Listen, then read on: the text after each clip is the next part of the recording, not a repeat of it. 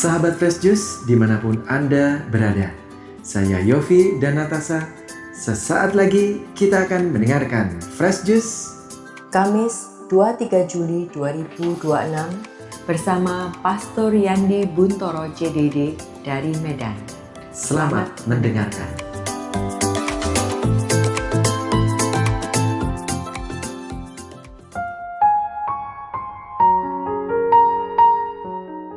Halo teman-teman pendengar dan pewarta Daily Fresh Juice yang saya kasihi. Bertemu lagi dengan saya Pastor Johannes Yandi Buntoro CDD di tempat tugas saya di Paroki Kristus Raja di Kota Medan. Injil hari ini diambil dari Injil Matius bab 13 ayat 10 sampai dengan 17. Setelah Yesus menceritakan perumpamaan tentang orang penabur, murid-muridnya bertanya kepadanya, "Mengapa engkau mengajar mereka dalam perumpamaan?"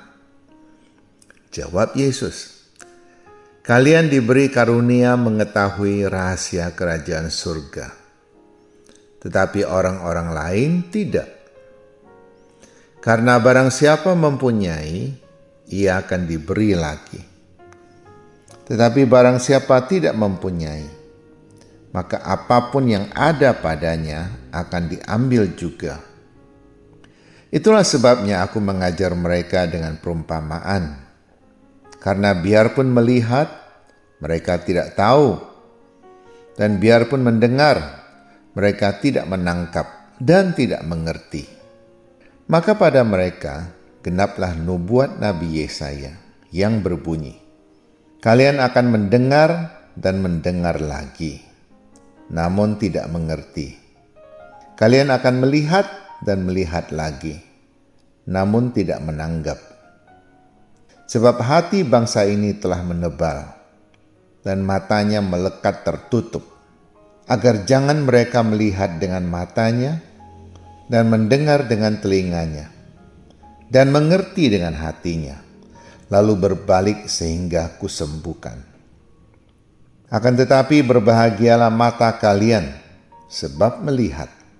Berbahagialah telinga kalian, sebab mendengar. Sebab aku berkata kepadamu, sesungguhnya banyak nabi dan orang benar ingin melihat apa yang kalian lihat, tetapi tidak melihatnya. Dan ingin mendengar apa yang kalian dengar, tetapi tidak mendengarnya. Demikianlah sabda Tuhan. Kalian mendengar dan mendengar lagi, namun tidak mengerti.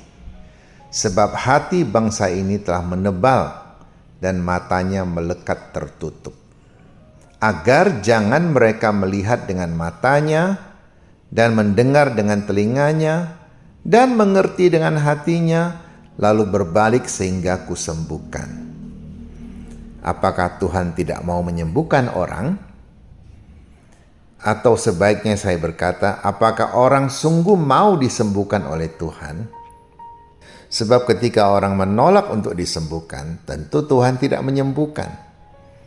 Orang yang mengharapkan kesembuhan saja belum tentu mendapatkan kesembuhan, jika memang tidak ada usaha padanya untuk sembuh. Kadang-kadang kita disindir orang, entah secara langsung atau tidak langsung, entah halus, entah kasar. Tapi minimal itu akan mengena di hati kita. Seperti kulit yang terluka, jika terkena obat, dia akan merasa perih. Tetapi obat ini akan menyembuhkannya. Sebelum sembuh, orang merasa perih terlebih dahulu.